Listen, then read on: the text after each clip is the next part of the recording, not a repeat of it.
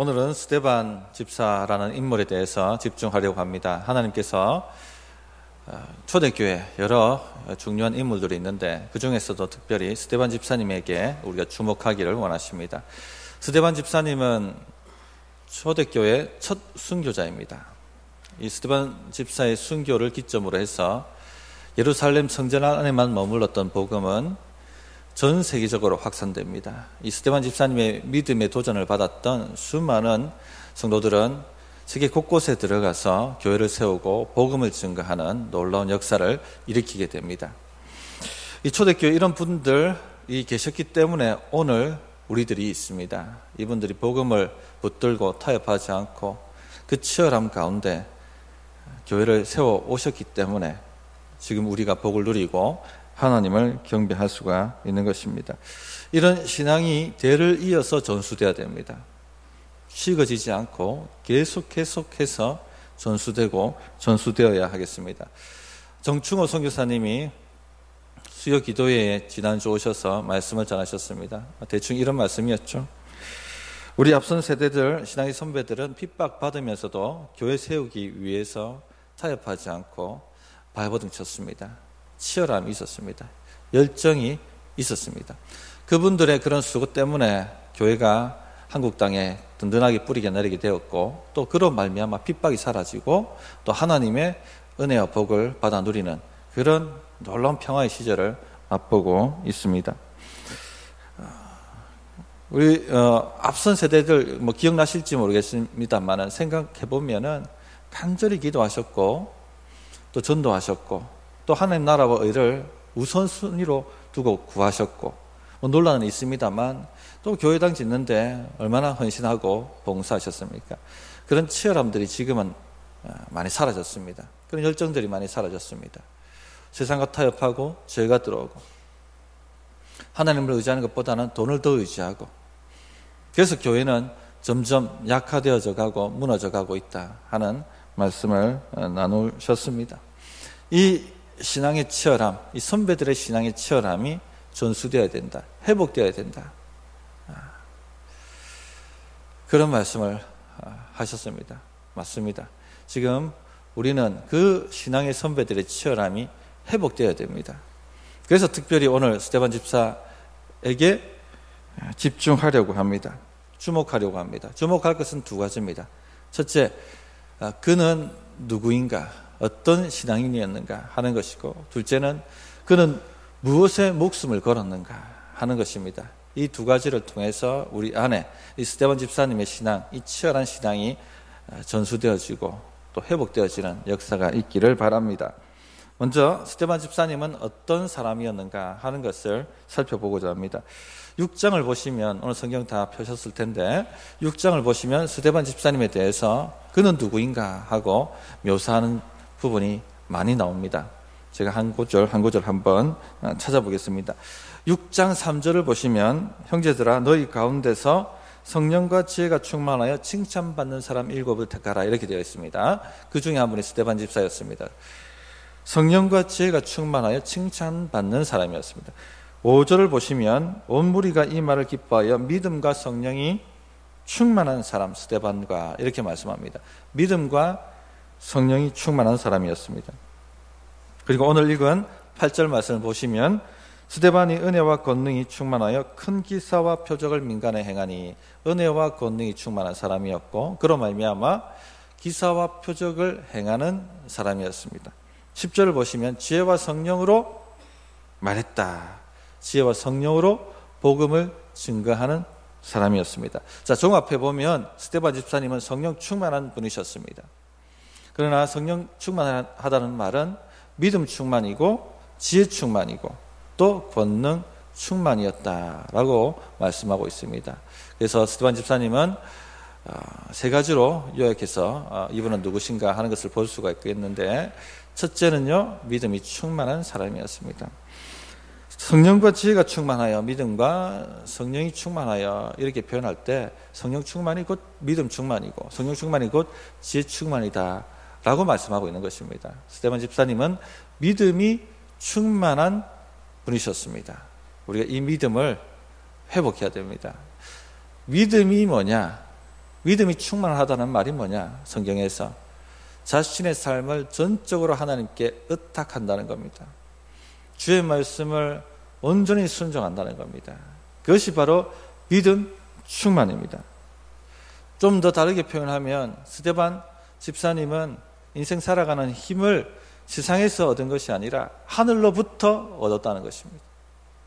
오직 하나님만 의지함으로 하나님께서 주시는 힘을 가지고 하나님께 주시는 능력을 가지고 살았다는 것입니다. 세상은 어디에 살아갈 힘이 있다고 말합니까? 세상은 어디에 살아갈 힘이 있다고 말합니까? 돈에 있다고 말합니다. 경제력이 힘이라고 말합니다. 그래서 돈 조금이라도 없어지면 걱정부터 없습니다. 걱정부터. 거기에 힘이 있다고 믿기 때문에 그러죠. 또 어디에 힘이 있다고 말합니까? 업적과 성취와 높은 지위에 인생 살맛이 나고 살아갈 힘이 나온다라고 말합니다. 그래서 업적과 성취가 좀 있으면 높은 지위에 오르면 목이 뻣뻣하게 곧아집니다. 어깨에 힘이 들어가고 당당해지고 살맛이 나는 것처럼 살 힘을 거기에서 받는다는 거죠. 그러나 업적과 성취가 좀 모자라면 주눅 들어합니다. 어깨가 축 처져 있고. 예수님은 우리 성도님들이 그렇게 살기를 원치 않습니다. 돈 걱정하면서 세월 낭비하기를 원치 않습니다. 우리는 그렇게 하찮은 존재들이 아닙니다. 하나님의 자녀들이고 사명받은 사명자들입니다. 이 시대의 선지자들입니다. 또 하나님은 업적과 성취가 모자라다고 주눅 들어서 어깨가 축 처진 채로 살기를 원치 않습니다. 그럼 복음이 아니고 복음이 주는 삶이 아닙니다. 교회에서마저 세상에서 돈 많은 사람들, 세상에서 지위 높은 사람들이 대접받는 그런 교회 되기를 원치 않습니다. 하나님의 교회가 아니고 예수 그리스도의 교회가 아니죠. 하나님은 하나님의 자녀가 예수의 피로 말미암아 그 하나님이 주시는 능력으로 말미암아 담대하고 당당하고 기쁘고 희망차게 살기를 원하십니다. 그러려면요 하늘로부터 오는 힘으로 사셔야 됩니다. 하늘로부터 오는 힘을 공급받아서 사셔야 하는 것입니다. 성도님들 요즘 어떤 힘으로 살고 계신 것 같습니까? 어떤 힘으로 살고 계신지 스스로 질문해 보셔야 돼요. 걱정과 근심에 사여 살고 계신지 아니면은 기도함으로 살고 계신지 질문해 보면 답이 나옵니다. 걱정과 근심에 사여 살고 계시면 자신의 힘으로 살려고 하는 것이고 세상 힘으로 살려고 하는 것입니다. 반면에 기도함으로 살고 계시다면 하늘로부터 오는 힘으로 살려고 하시는 것입니다. 위로부터 오는 힘으로 살면요 인생이 안 될 것 같은데 됩니다. 인생이 꼬이는 것 같은데 풀립니다.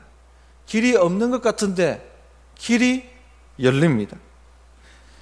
이 맛을 보셔야 되는 겁니다.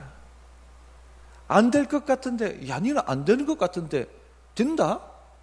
야 니 이렇게 꼬였는데 길이 나오네? 하나님께서 네 뒤에서 밀어주시는 것 같아. 이런 소리를 듣고 사셔야 되는 겁니다. 이것이 우리가 살아가야 될 본 모습입니다. 하늘로부터 오는 힘으로 살 때 살맛이 나고 희망이 생기고 아무리 앞이 어두워도 낙심하거나 주저하거나 답답해하거나 우울해하지 않게 되는 것입니다. 그래서 교회가 해야 될 중요한 일 중에 하나가 성도로 기도하게 만드는 겁니다. 이 기도할 수 있는 자리, 기도할 수 있는 기회를 계속 교회가 제공해야 됩니다. 세겹절 기도회가 곧 있으면 다가옵니다. 성도님들, 물론 새벽 기도가 있습니다. 새벽 기도회는 매일 열립니다. 그러나 훈련되지 않으면 매일 새벽 기도에 참여한다는 것은 어려운 일입니다. 목회자들도 훈련되어야지 되는 거거든요. 그런데요, 1년에 2주간 10일 동안은 새벽 기도 작정하면 할 수 있습니다. 1년에 2주간 10일 구별해서 주님 앞에 드리려고 한다면 드릴 수가 있다는 얘기입니다. 훈련이 안 되어도 할 수가 있습니다. 새벽기도, 세겹주 새벽기도 작정을 하십시오. 교회가 함께 기도하는 일에 몸을 실으셔야 됩니다. 주님이 은혜를 베푼 자리에 무조건 머리를 내밀어야 되는 것입니다. 머뭇거리지 마시기 바랍니다. 머뭇거리다 인생 그냥 도망갑니다. 날아갑니다. 영적인 성장을 하시려고 한다면 언제나 머뭇거리는 순간이 옵니다. 할까 말까 할 수 있을까? 저도 마찬가지입니다. 어떤 영적인 순간을 터치고 올라가야 될 그 순간을 맞이할 때 되면 항상 머뭇거림이 와요. 한 단계에서 한 단계로 올라가려고 하면 항상 머뭇거림이 옵니다. 할 수 있을까? 할까 말까? 그런데 어느 날 이 머뭇거리다가 인생 끝나겠다, 이런 마음이 오는 거예요. 하나님 주시는 마음이죠. 한번 해보자. 하니까 됩니다. 하면 됩니다. 왠 줄 아십니까? 하나님의 백성이 하나님 좀 더 잘 믿어보겠다고 헌신하려고 하는데 왜 하나님이 안 밀어주시겠습니까? 우리 힘으로 하라는 것이 아닙니다. 하나님이 밀어주시는 힘으로 하라는 것입니다. 한 발자국만 내디디면 하나님이 밀어주신다는 겁니다. 홍해 앞에 이스라엘 백성이 섰을 때에 머뭇거렸습니다. 모세가 기도합니다. 하나님께서 모세에게 말씀하시죠. 왜 머뭇거리느냐? 누가 너보고 머뭇거리라고 했느냐? 백성들로 한 발자국 앞으로 나가라고 말하라. 한 발자국 앞으로 나가자 어떤 일이 일어납니까? 홍해가 갈라지기 시작합니다. 급하고 강한 바람이 불어서 물을 갈라놓기 시작합니다. 안 될 것 같아 보이고 길이 없어 보이지만 하나님이 한 발자국 내밀으라고 하면 되는 겁니다. 그 힘으로 사는 거예요. 그 힘으로. 어쩌든지 하늘로부터 오는 힘으로 사시려고 발버둥을 치셔야 돼요. 이건 치열함이에요. 치열함. 둘째, 스데반은 지혜 충만한 사람이었습니다. 제가 몇 번을 강조합니다만 무엇보다 필요한 것이 지혜입니다. 지혜. 하늘로부터 오는 지혜입니다. 이 시대는 더합니다. 왜냐하면 스스로 메시아라고 주장하는 이들이 많기 때문에, 그런 소리가 많기 때문에. 제가 당신 문제를 해결해 드리겠습니다. 저에게 오면은 당신 인생 풀립니다.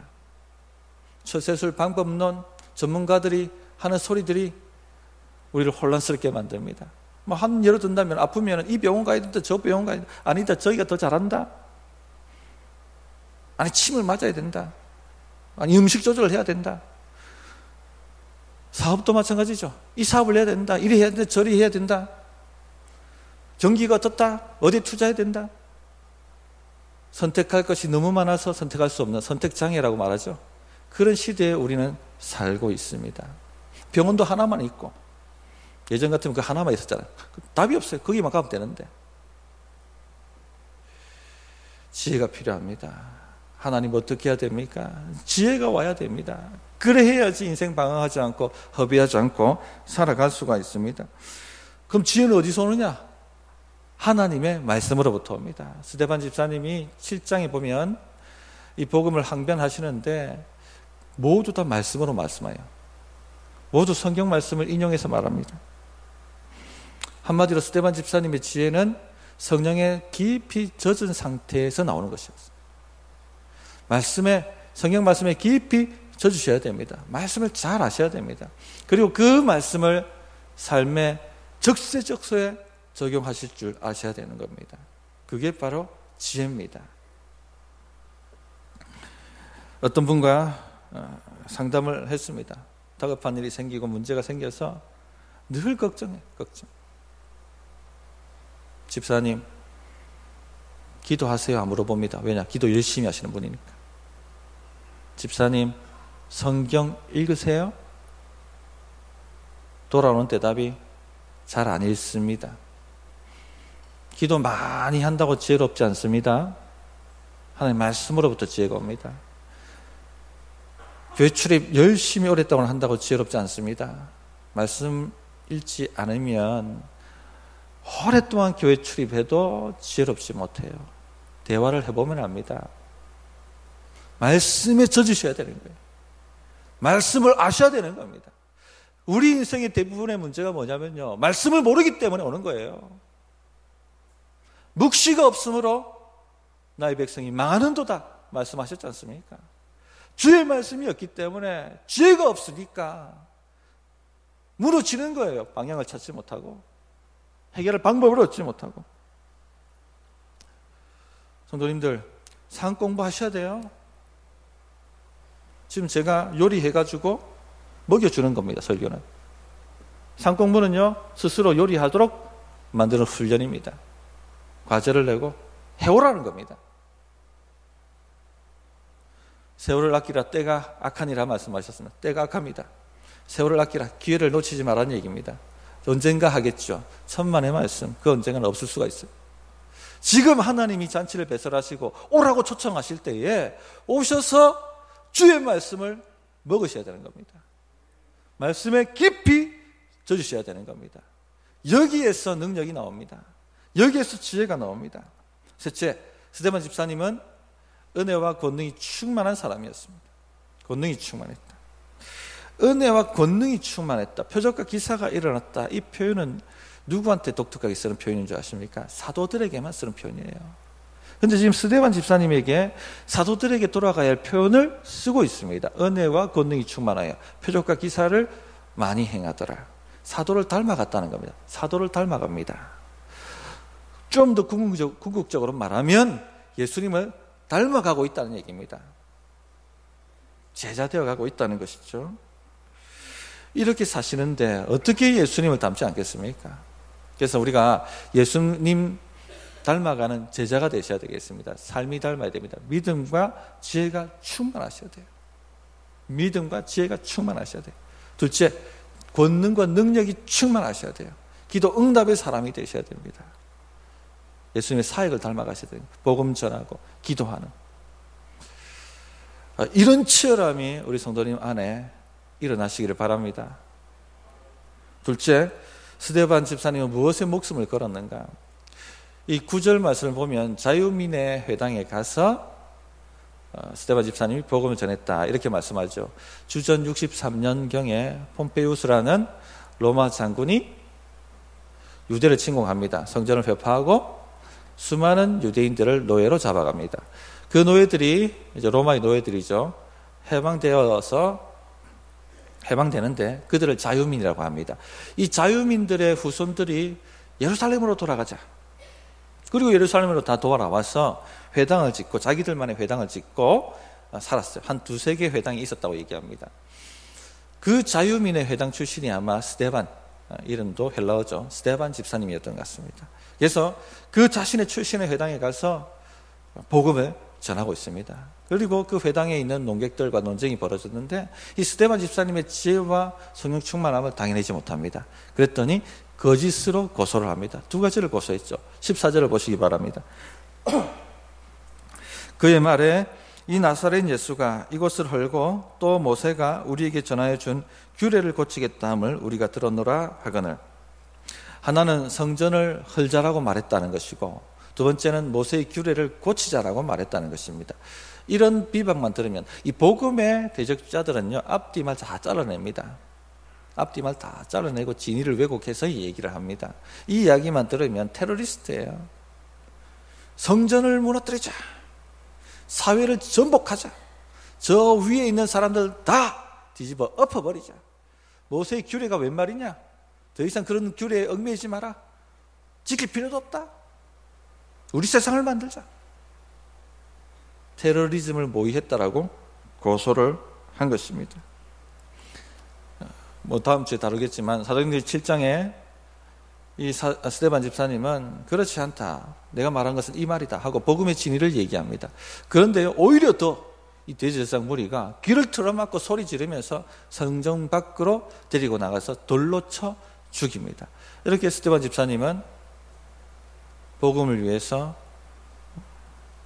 첫 순교자의 영광을 얻게 됩니다. 무엇에 목숨을 거셨는가? 한마디로 말하면 복음입니다. 복음. 아마도 스데반 집사님이 요한 복음 2장 19절의 말씀을 가지고 설교를, 복음 증거를 하셨을 것입니다. 요한 복음 2장 19절에 보면 너희가 이 성전을 헐라 내가 사흘 동안에 일으키리라. 이 성전은 건물로서의 성전이 아니라 예수 그리스도의 육체를 의미하는 것이라고 말씀하죠. 한마디로 말하면 나를 십자가에 못 박으라. 그러면 내가 사흘 만에 다시 살아나리라. 그래서 성전에 빗대어서 말씀하신 것입니다. 이 말씀을 가지고 헬라파 유대인들에게 스데반 집사님이 설교하신 거예요. 형제들이여, 성전은 그림자입니다. 하나님은 사람이 지은 건물에 거하시지 않습니다. 선지자가 이렇게 말씀했죠. 주께서 이르시되 하늘은 나의 보좌요 땅은 나의 발등상이니 너희가 나를 위하여 무슨 집을 짓겠으며 나의 안식할 처소가 어디냐. 하나님은 사람이 지은 성전에 거하시지 않습니다. 참 성전이 오셨습니다. 그분이 바로 예수 그리스도이십니다. 이분은 하나님의 아들이시며 본성상 참 하나님이십니다. 이 예수님이 우리를 위해 십자가에 죽으시고 부활하셨습니다. 그 십자가에 피 흘려주심으로 죄 씻음 받을 때에 하나님께 나아갈 수가 있습니다. 하나님으로부터 생명을 얻을 수가 있습니다. 이렇게 메시지를 전했습니다. 둘째, 스데반 집사님은 예수님의 십자가의 죽으심으로 성전 제사와 관련된 율법의 규례가 이미 성취되었다라는 말씀을 전하셨던 것 같습니다. 이것 때문에 모세의 규례를 고치자고 했다라고 고소를 했던 것이죠. 마태복음 5장 17절에 보면 내가 율법이나 선지자를 폐하러 온 줄로 생각하지 말라. 폐하러 온 것이 아니요 완전하게 하려 함이라. 완전하게 하려 함이라. 성취하려 함이라. 예수님께서 십자가에 죽으시고 부활하심으로 성전 시대가 끝났습니다. 또 성전과 관련된 모든 율법의 규례가 성취되어서 끝났습니다. 더 이상 짐승 제사가 필요 없고 제사장 직이 필요가 없습니다. 참 성전이신 예수님이 오셔서 자신을 속죄제물로 십자가에 내어놓았습니다. 본인이 대제사장이 되셔서 그 피를 가지고 하나님과 사람 사이를 가로막았던 그 지성소 휘장을 찍고 완벽한 영단번의 제사를 드리신 것입니다. 성취되신 것입니다. 더 이상 이제 짐승 제사가 필요 없는 거죠. 더 이상 짐승을 잡아서 속죄를 할 이유가 없는 거죠. 진짜가 오셨는데. 그래서 이브리서 9장 12절에 보면 염소와 송아지의 피로 하지 아니하고 오직 자기의 피로 영원한 속죄를 이루사 단번에 성소에 들어가셨느니라. 이렇게 말씀합니다. 그렇기 때문에 인간 제사장도 필요가 없습니다. 히브리서 7장 24절 25절에 보면 예수는 영원히 계심으로 그 제사장 직분도 갈리지 아니하느니라. 그러므로 자기를 힘입어 하나님께 나아가는 자들을 온전히 구원하실 수 있으니 이는 그가 항상 살아계셔서 그들을 위하여 간구하심이라. 성전 시대도 끝났고 제사도 끝났고 제사장 직분도 끝나버렸습니다. 그러니까 이 대제사장 무리가 귀를 틀어막고 소리를 지르는 거예요. 왜? 자기 밥그릇이 다 사라져 버렸거든요. 자신의 기반이 다 흔들려 버리고 아무 소용없다고 말하고 있는 것이기 때문에 귀를 틀어막고 소리를 지르며 성전 밖으로 끌어다 돌로 맺힌 것입니다. 그러나 아무리 진리를 거부하려고 해도 아무리 자기를 지키려고 해도 주의 뜻과 반대되는 자기의 것을 지키려고 해도 지킬 수가 없습니다. 예수님 말씀하신 대로 AD 70년에 로마의 티베리우스 장군이 들어와서 돌 하나 남지 않도록 성전을 완전히 무너뜨려 버립니다. 제사가 끝나고 지금까지 제사가 드려지지 않지 않습니까? 제사장 직분도 끝나버렸어요. 지킬 수 없는 것을 지키려고 하지 말고 영원한 것을 지키는데 목숨을 걸어야 됩니다. 바로 복음입니다. 스데반 집사님이 했던 것처럼. 스데반 집사님이 뭐에 목숨을 걸었습니까? 오직 예수의 피로만 하나님께 나아갈 수 있다는 것입니다. 오직 예수의 피로만 지성소의 휘장이 끊어진다는 것입니다. 오직 예수의 피로만 하나님과 사람 사이에 막혀있는 이 죄의 담이 무너진다는 것입니다. 이 진리를 붙드는 것, 여기에 인생이 있습니다. 이 진리 위에 든든하게 서는 것, 여기에 삶의 행복이 있습니다. 여기에 문제 해결이 있습니다. 여기에 답이 있습니다. 여기에 구원이 있고 여기에 생명이 있습니다. 이 진리에서 조금이라도 벗어나는 것은 주의 피를 희석시키는 것입니다. 이 진리에서 조금이라도 흔들리는 것은 주를 욕되게 만드는 것입니다. 삶 자체가 흔들려 버리게 되는 것입니다. 되는 것 같지만은 안 되는 인생이 되어버리는 것입니다. 열린 것 같지만 닫히는 인생이 되어버리는 것입니다. 오직 예수의 피만이 하나님과 우리 사이에 막힌 것을 해결합니다. 오직 예수의 피만이 하나님의 능력과 생명을 공급받게 만듭니다. 다른 이름은 없고 다른 것은 없습니다. 그런데요, 아직도 우리 안에 건물을 통하여 하나님께 나아가려고 하는 생각이 있다는 것입니다. 유대인들은 하나님보다 건물을 더 의지했습니다. 건물 화려하게 지어놓으면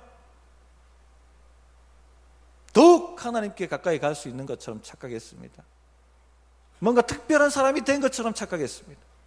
하나님이 더 복 주시고 더 형통하게 만들고 더 생명이 있는, 그렇게 착각했습니다. 삶은 엉망이었습니다.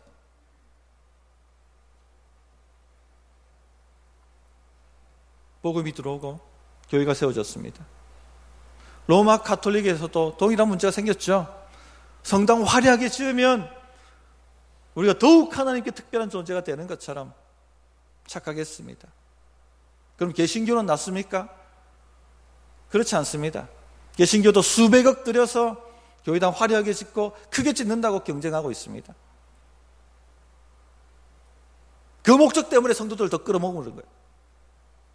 주의 복음 때문이 아니라, 이건 복음이 아니에요.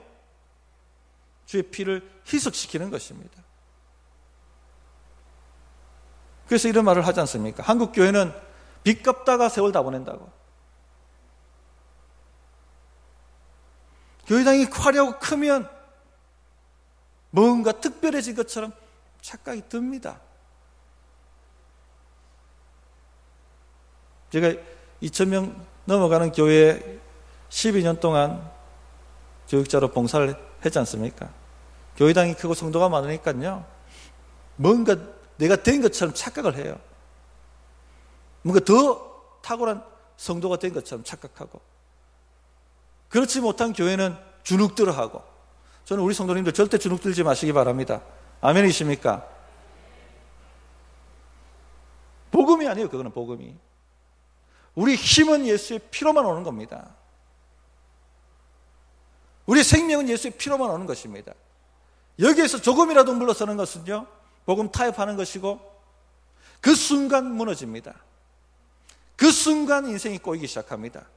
그 순간 초자연적 능력은 끊어지기 시작하고 하나님과 친밀한 교제는 막히게 되는 것입니다. 아무리 부르짖어 보십시오, 응답이 되는지. 아무리 자신의 몸을 불태워서 하나님께 드려보십시오, 응답이 되는지. 예수의 피 외에는 하나님께 나아갈 방도가 없고 길이 없습니다. 오직 예수의 피만 의지하셔야 되는 거예요.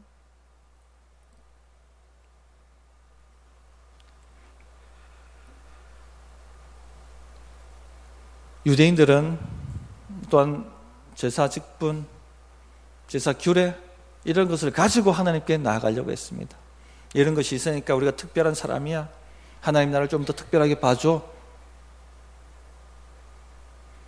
마찬가지예요. 행사, 화려한 행사를 하고 여러 가지 규례를 만들고 프로그램을 돌리며 좀 특별하게 우리가 들어가는 것 같이 착각하시는데 전혀 그렇지 않습니다. 십자가에서 조금이라도 비껴서는 것은요, 망하는 것입니다.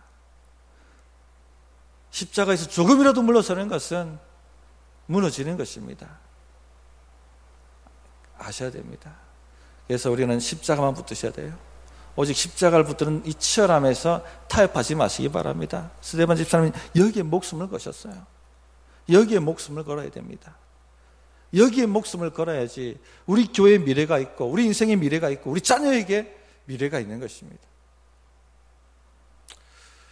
작년 오후 예배 때 정성교사님이 오셨어요. 작년 하반기 말씀을 전하셨을 때 그때는 그래도 몸매가 좀 날씬하고 눈빛이 살아있고, 그런데 요번에 왔는데 배가 좀 나와 있고 허벅지에 살이 올라와 있더라고.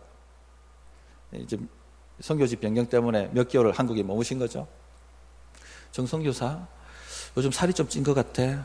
많이 편한가 봐 하고 제가 물었습니다. 돌아오는 대답이, 한국은 선교사의 무덤입니다.